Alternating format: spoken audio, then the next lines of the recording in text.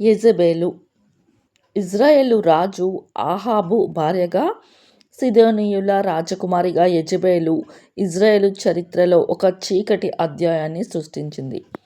ఈమె కేవలం ఒక రాణి మాత్రమే కాదు, దేశంలో విగ్రహారాధనను ప్రవేశపెట్టిన ప్రధాన కారకురాలు.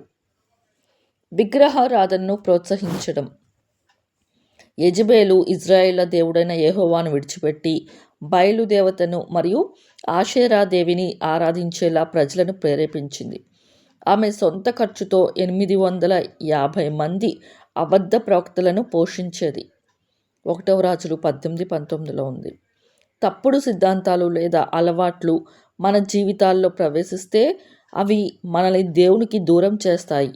విగ్రహారాధన అంటే దేవుని కంటే దేనిని ఎక్కువ ప్రాధాన్యత ఇస్తామో అదే మన జీవితంలో ఒక విగ్రహం. దైవజనుల మీద పగ. యెహోవా ప్రవక్తలను హతము చేయించిన ఘోరమైన చరిత్ర ఈమెది. ఏలియా గారు కర్మెలు కొండ మీద బయలు ప్రవక్తలను ఓడించినప్పుడు ఆమె ఆయనను చంపేస్తానని భయంకరమైన శపథం చేసింది. స్వార్థం మరియు కుట్ర. నాబోతు అనే వ్యక్తి ద్రాక్ష తోటను ఆహాబు రాజుకు ఇప్పించడం కోసం ఆమె అబద్ధపు సాక్షులను ప్రవేశపెట్టి నాబోతును రాళ్లతో కొట్టించి చంపించింది.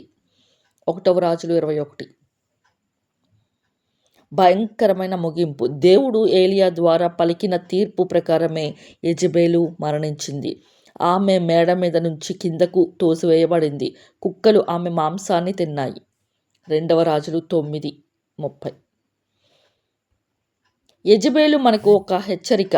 క్రొత్త నిబంధనలో కూడా తప్పుదారి పట్టించే ప్రవక్తలకు యెజెబెలుతో పోల్చారు. భక్తిహీనతకు, లోకపు వేషధారణకు మనం విడిచిపెట్టి దేవునికి భయపడి జీవించాలి. యెజెబెలు వంటి జీవితం మనలో ఉందేమో?